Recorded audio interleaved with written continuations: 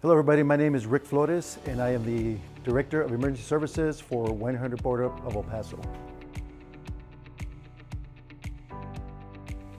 I've been in El Paso almost my whole life. I grew up here, went to school to Burgess High School.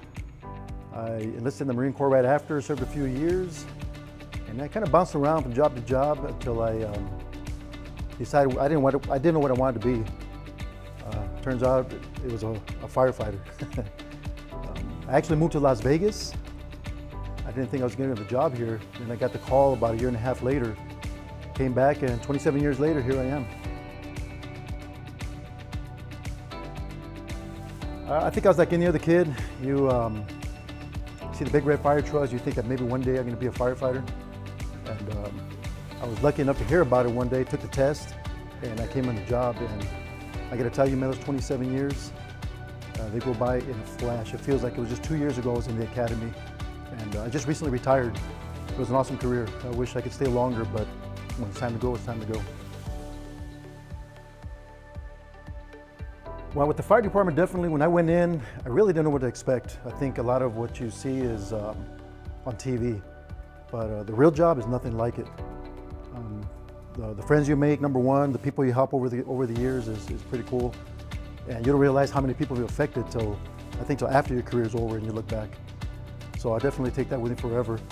And helping people, yeah, it's a good feeling.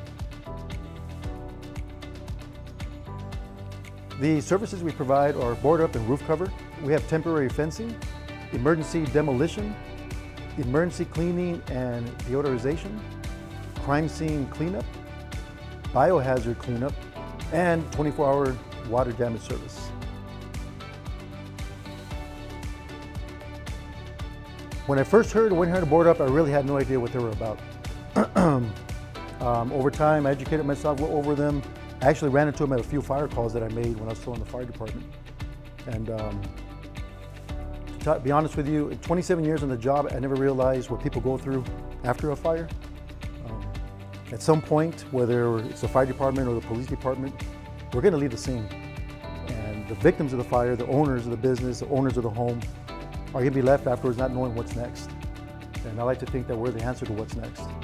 I think what we do is a good thing. We help people with, dealing with the insurance, having a place to stay for the night, secure the home. That's the most important thing. And I want to touch base on that a little bit more because I know when I was a kid, if there's a fire in my neighborhood and we're driving around our bikes or pedaling around on our bikes, if it was a house fire or something, we're going to go look. That's just what kids do. And people don't realize that me being a kid back then, jump in there and take a look around. If I end up getting hurt in there, I'm still responsible as a homeowner or a property owner. So we can come in, we can secure the building that night and make sure nobody can get in and take any valuables are left behind and nobody can get in and get hurt. So that's basically what we do the night of the fire or the night of the flood. We're going to be there to help you out and make sure that everything you need is taken care of. It has to be helping people, no different than when I was in the fire department itself.